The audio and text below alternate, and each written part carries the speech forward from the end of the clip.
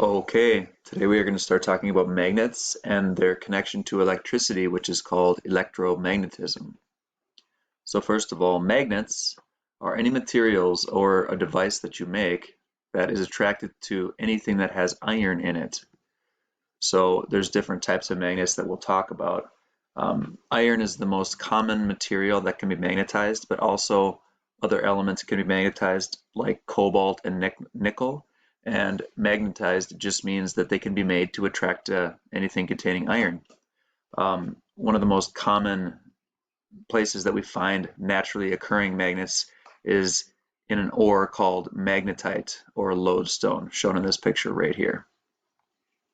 So the three different types of magnets. Permanent magnets are made the way that they are, and they cannot really change.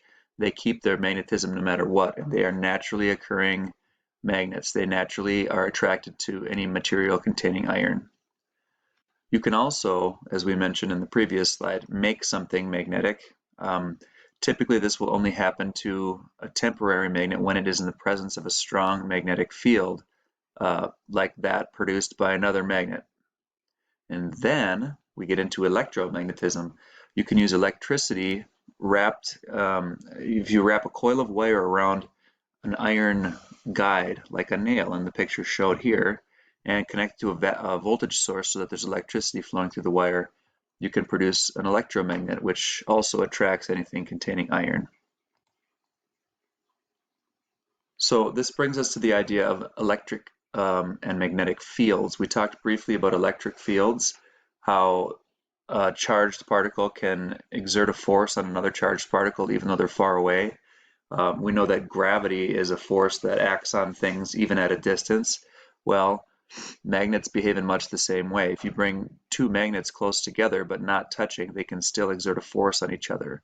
So a magnetic field is this idea that the electromagnetic forces produced by a magnet go beyond itself. It extends outward from the magnet itself. This idea of field comes from a theory called magnetic domain theory. So inside of a magnet, there are tiny little regions where magnetization in that region is all in the same direction. So you can see this simplified picture here shows a piece of material with a bunch of unmagnetized magnetic domains. Magnetic domains have poles, just like a battery has a positive end and a negative end. Magnetic domains have what we call a north end and a south end. And the rule of opposites attract and likes repel is the same with magnets as it is with charges. So when something becomes magnetized, all these little domains line up so that all the north ends are facing one way. In this picture, it's on the left, and all the south ends are facing the other way.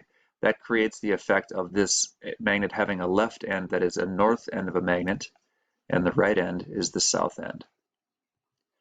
Because of the fact that there are these tiny little domains inside a magnet, cutting one doesn't change a magnet, it just creates two smaller magnets. Because of all the little pieces still being arranged in the same way, now you just have two smaller magnets. If you were to cut those again, then you would have four smaller magnets.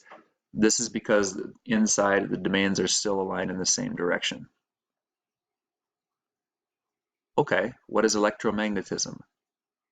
Electromagnetism is the idea that electricity and magnetism can interact with each other.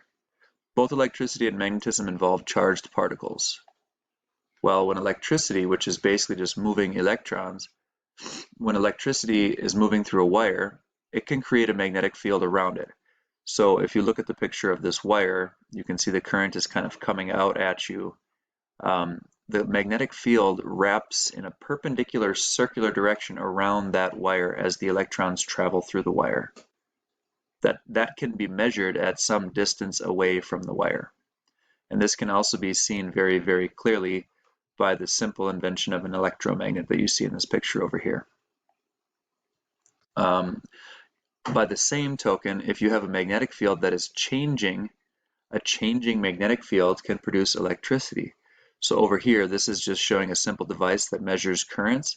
If you take a magnet and move it in the presence of an electrical device that measures current, you can see a measurable spike in electrical movement. It's making electrons flow. If you move it towards the device or away from the device, the electrons just switch directions and flow in a different direction. So here's the idea. In this picture, you can see the magnet is moving towards this little device and the current flows to the right. It's like a positive current flow. Where it's not moving, no current will flow. When you pull the magnet away, now the current flows in the opposite direction. So there's this inexplicable, unchanging relationship between moving electrons creating a magnetic field and moving magnetic fields creating moving electrons. That idea is called electromagnetism. So what devices can we create using this phenomenon? The first one we've talked about, it's an electromagnet. And if you take an iron bar of any kind, so one of the simple ways to do it is just to use a nail, and you wrap a coil of wire around it that's connected to a voltage source so that the electrons can flow through that wire, then you can create a very, very strong magnetic field. The more coils you wrap around that iron bar, the stronger the magnet behaves. So here's a picture of an electromagnet that's used probably in a junkyard to pick up tons and tons of scrap metal. They're often connected to a switch so that you can turn them on. When you connect a small electromagnet to a switch just to cause something to move, that can be called a solenoid. And these are used in all kinds of machines, cars, lawnmowers, all kinds of machines in order to start the engine. So the next one we're going to talk about is a motor. A motor is a simple device that converts electromagnetic energy into mechanical energy. I shouldn't say they're always simple. Motors can be very complex, but the basic idea is same. You're running is simple. You're running electricity through a wire in order to make something move.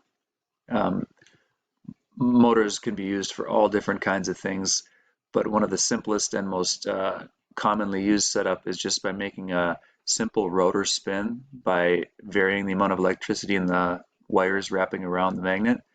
And for example, in this drill, you can make this entire drill armature spin just using a voltage source, some electrical wire, and some simple magnets. Now, obviously, in the picture, you can see there's a lot more detail going on here, but the basic idea is very simple. If you reverse that process, if you convert motion or mechanical energy into electricity, which is basically running a motor backwards, then you have a device called a generator. So this picture on the right here shows a wind turbine, which is an electromagnetic generator. There's all different types and uses for these, but basically any naturally moving thing, in this picture you're talking about wind moving the blades of this turbine, anything that naturally moves can be converted into electricity by just reversing the process. You attach the source of movement to a magnet, which can be rotated near a coil of wire, and then that coil of wire will have electricity flow through it when the magnet moves. Here's a picture of another type of naturally occurring movement, water. This is a hydroelectric plant, so you dam up the water, you let the water fall down through this channel. The falling water makes the magnet spin, which near a coil of wire will produce electricity. And all of a sudden you have a generator, which is basically what creates electricity in a power plant. Okay, that's it for the day.